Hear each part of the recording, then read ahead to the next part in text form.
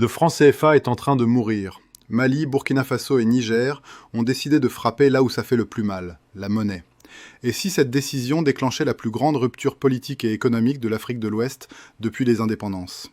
Restez jusqu'à la fin car ce qui se prépare va bien au-delà d'un simple changement de devise. Depuis plus de 80 ans, une grande partie de l'Afrique de l'Ouest utilise une monnaie héritée de la colonisation, le franc CFA. Présenté comme un symbole de stabilité, il est en réalité devenu pour beaucoup le dernier verrou de la dépendance post-coloniale. Aujourd'hui, l'Alliance des États du Sahel, le Mali, le Burkina Faso et le Niger annonce une rupture historique. Abandonner le franc CFA pour créer une monnaie commune. Ce choix n'est ni symbolique ni improvisé. Après avoir repris le contrôle de leur territoire, de leurs armées et de leurs ressources stratégiques, les pays de l'AES s'attaquent désormais au cœur du pouvoir économique, la monnaie. Le drapeau français a été abaissé sur les bases militaires, les contrats miniers ont été renégociés, les ambassadeurs indésirables ont été priés de partir. Mais une chaîne résistait encore, la chaîne monétaire, et c'est précisément celle-ci que l'AES veut briser. Créé en 1945, le franc CFA obligeait les États africains à déposer leurs réserves de change au Trésor français.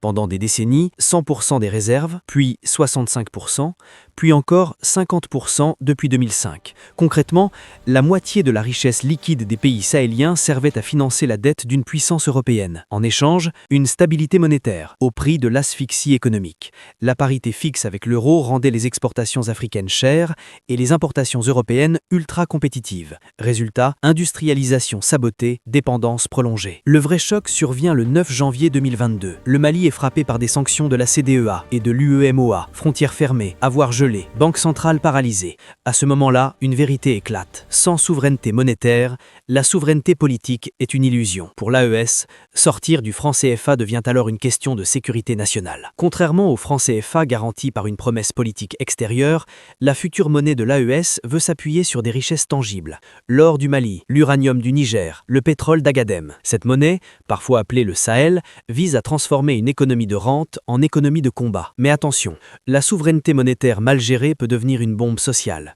Tout dépendra de la discipline budgétaire, de la transparence et de la crédibilité des institutions. Créer une monnaie est un acte de puissance, mais sans rigueur, elle peut provoquer inflation massive, perte de confiance, instabilité sociale. L'indépendance monétaire n'est pas un slogan, c'est une responsabilité totale. L'histoire montre que ce sont les institutions et non les discours qui font la solidité d'une devise. Le projet ECO porté par la CEDEA a été perçu par l'AES comme un franc CFA relooké. Même logique, même dépendance, même vulnérabilité aux pressions extérieures. Pour l'AES, la rupture devait être totale. En cette fin d'année 2025, l'Afrique de l'Ouest vit peut-être une seconde indépendance. La fin du franc CFA n'est plus un slogan militant, c'est un plan d'action structuré, chiffré et assumé. Mais une question demeure. Sauront les États de l'AES transformer cette souveraineté monétaire en prospérité réelle? Dis-le en commentaire. Si cette analyse t'a aidé à comprendre les enjeux réels du franc CFA et de l'AES, abonne-toi à Actu Africa 24 pour ne manquer aucune analyse stratégique sur l'avenir de l'Afrique.